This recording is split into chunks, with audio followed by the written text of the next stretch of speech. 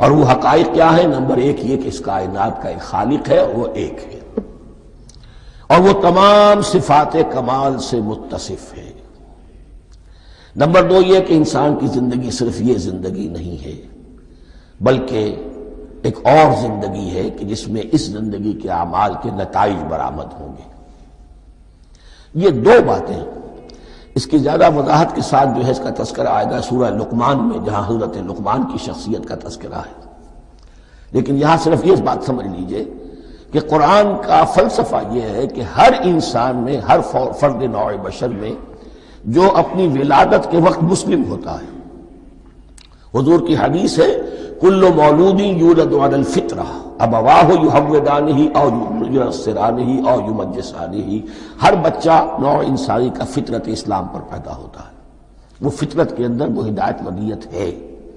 اب اگر وہ فطرت بس نہیں ہوئی اور عقل جو ہے وہ صحیح رخ پر کام کر رہی ہے تو ان دو حقائق تک وہ انسان خود پہنچ جائے گا، لیکن ان دونوں حقائق تک پہنچنے کے بعد اب وہ دست بستہ دعا کرے گا کہ اے رب اب مزید ہدایت تو مجھے عطا فرما۔ ایک تو یہ کہ میں کیا کروں کیا نہ کروں، میری عقل اس میں ٹھوکر کھا سکتی ہے، میں کسی اچھی چیز کو بری سمجھ سکتا ہوں، کسی بری کو اچھی سمجھ سکتا ہوں، تو مجھے صحیح راستہ، صحیح راہ ہدایت پر چلا۔ یہ دعا ہے جو انسان کرتا ہے جبکہ وہ ایمان باللہ اور ایمان بالآخرہ تک خود پہنچ چکا ہوتا ہے، اور یہ سمجھتا ہے کہ صحیح زندگی کا رخ یہی ہے کہ جس رب کو میں نے پہچانا ہے کہ وہ اس کائنات کا خالق ہے اور مالک ہے اور رب ہے، میں اس کی بندگی کروں، اس کی اطاعت کروں، اس کا حکم مانوں، اس کے راستے پر چلوں، لیکن وہ راستہ کون سا ہے؟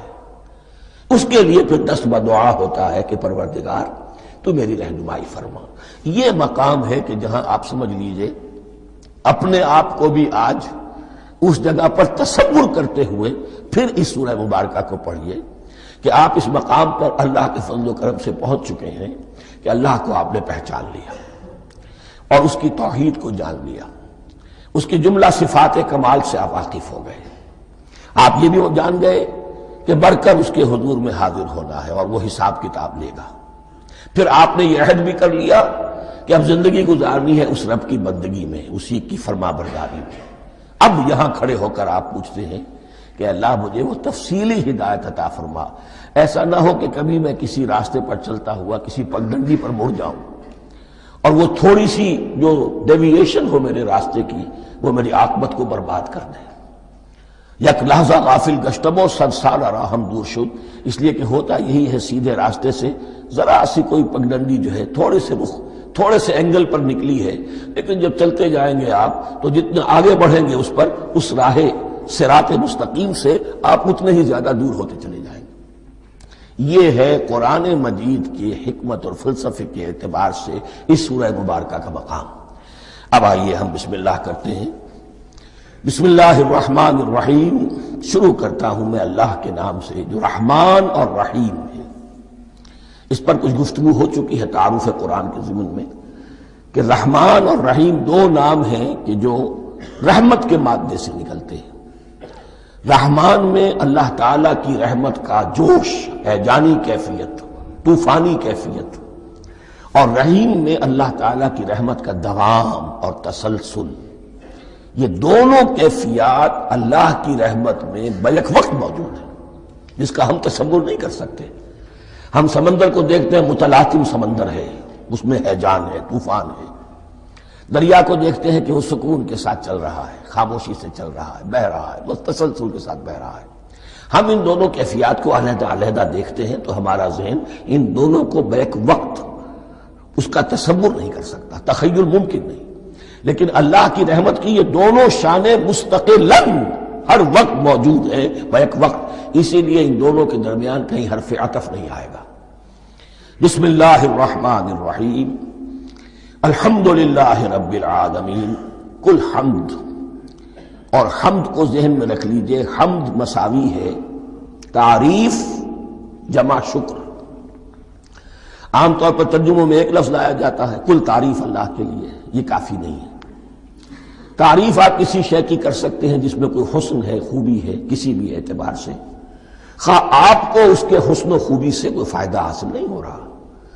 ایک پھول ہے، بہت خوبصورت ہے، بس ٹھیک ہے، خوبصورت ہے، آپ نے کہا، تعریف کر دی. شکر کرتے ہیں آپ اس شے کا جس سے آپ کو کوئی فائدہ پہنچا ہو، استفادہ ہوا ہو، آپ کی کوئی ضرورت پوری ہوئی ہو، آپ کی کوئی مشکل رفع ہوئی ہو. اور آپ دیکھیں گے کہ حمد میں یہ شکر کا پہلو غالب ہے. جتنی بھی دعائیں ہیں حضور سے منقول، شکر کے مقام پر وہاں حمد آتا ہے. بھوک لگی ہوئی تھی، کھانا کھایا، الحمدللہ الذی اطعمنی وسقانی. اب یہاں دیکھیے ترجمہ تعریف نہیں، شکر ہے اس اللہ کا جس نے مجھے کھلایا اور پلایا.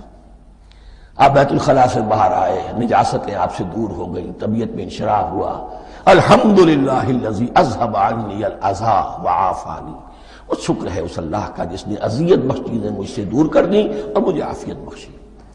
تو یہ الحمدللہ رب العالمین، اللہ تعالیٰ کا حسن و کمال اور حسن و جمال اپنی جگہ بھی اس انتہا کا ہے کہ جتنی تعریف اس کا حق ہے ہم کر ہی نہیں سکتے. لیکن اس کے احسانات اور انعامات ہم پر اتنے ہیں کہ ہم ان کو بھی گن نہیں سکتے.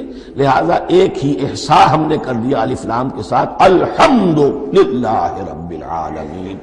تمام تعریفیں اور کل شکر اللہ کے لیے ہیں کہ جو تمام جہانوں کا پروردگار ہے، رب ہے، مالک ہے. رب میں ایک مفہوم ہوتا ہے ربوبیت کا، اور اس میں مفہوم شامل ہوتا ہے تربیت کا، ربیانی صغیرہ. تو مالک ہونا اور تربیت دینا. آپ جس شے کے مالک ہوں گے آپ چاہیں گے اس میں بڑھوتری ہو، اس میں اضافہ ہو، وہ نشو و نما پائے. تو یہ دونوں چیزیں آپس میں ایک دوسرے کا جڑی ہوئی ہیں، پروردگار بھی اور مالک بھی. عام طور پر عربی میں رب کا لفظ مالک کے لیے آتا ہے، رب البیت، رب الدار، رب المال.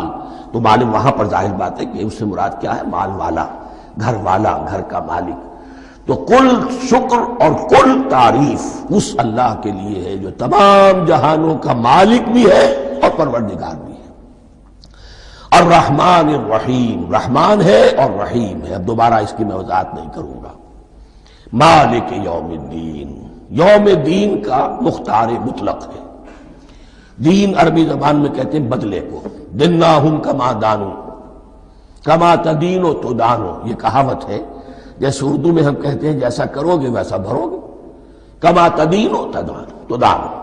تو یہ ہے بدلہ، اس کا بنیادی مفہوم جو ہے وہ بدلہ ہے. تو بدلے کا ایک دن ہے جس دن فیصلہ ہوگا کہ کون کیا کما کر لایا ہے اور اسے کیا بدلہ ملنا چاہیے.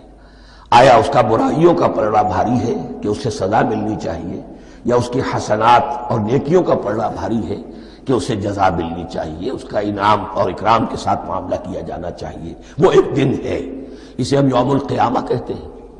اور لیکن اصل بات جو یہاں کہی گئی، یعنی ایک جملے میں تین باتوں کا اعتراف ہو رہا ہے. بعث بعد الموت، ایک دن آئے گا کہ ہم مرنے کے بعد تمام انسان اٹھا لیے جائیں گے.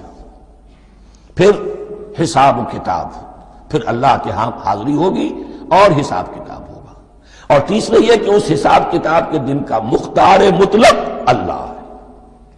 یعنی کسی اور کو اپنے ذہن میں سہارا بنا کر آپ زندگی گزاریں کہ وہ مجھے چھڑا لے گا، یا وہ ہستی جو ہے اتنی زوردار ہے کہ وہ مجھے بچا لے گی. اس سے اپنے دل کو، اپنے ذہن کو بالکل پاک کر لیجئے. مالک یوم الدین، ایک دوسری جگہ پر قرآن میں آیا ہے اس روز کوئی پکارنے والا پکارے گا لمن الملک اليوم للہ الواحد القہار. آج کے دن کس کا اختیار مطلق ہے؟ اور پھر کہا جائے گا اللہ کے لیے، الواحد قہار، جو پوری طرح چھایا ہوا ہے، بس تولی ہے. تو مالک یوم الدین، جو جزا و سزا کے دن کا مالک ہے. اب یہاں سے کلام ایک رخ بدل رہا ہے. ابھی تک تو یہ غائبانہ انداز میں کلام ہو رہا ہے، اللہ سے خطاب نہیں آیا اس میں ابھی. الحمدللہ رب العالمین الرحمن الرحیم مالک یوم الدین. اب خطاب ہے ایاک نعبد و ایاک نستعین، ہم صرف تیری ہی بندگی کرتے ہیں اور کریں گے، اور ہم صرف تجھ ہی سے مدد مانگتے ہیں اور مانگیں گے. یہ ترجمہ میں کیوں کر رہا ہوں کہ یہ فعل مضارع ہے. عربی زبان میں فعل مضارع حال اور مستقبل دونوں کو کور کرتا ہے. ایاک کا جو ہے مفعول فاعلی جو ہے، مفعول جو ہے اس میں ضمیر مفعولی، اسے پہلے لا کر حشر کا مضمون پیدا ہو گیا. ہم تیری بندگی کرتے ہیں نہیں، ہم تیری ہی بندگی کرتے ہیں اور کریں گے. حال میں ترجمہ کیجئے تو یہ اظہار حال ہے، اور مستقبل میں ترجمہ کیجئے تو یہ ایک عہد ہے، قول و قرار ہے، بہت بڑا معاہدہ ہے۔ وَإِيَّاكَ نَسْتَعِينُ، اور صرف تجھ ہی سے مدد مانگتے ہیں اور مانگیں گے۔ اس میں بھی حال کا ترجمہ اظہار حال، اللہ کرے کہ واقعی ہمارا حال وہی ہو، جب ہم یہ الفاظ کہتے ہیں تو واقعتاً ہم اس پر پورے اتر رہے ہوں کہ اسی کی بندگی کر رہے ہوں اور اسی سے ساری استعانت اور استمداد کر رہے ہوں۔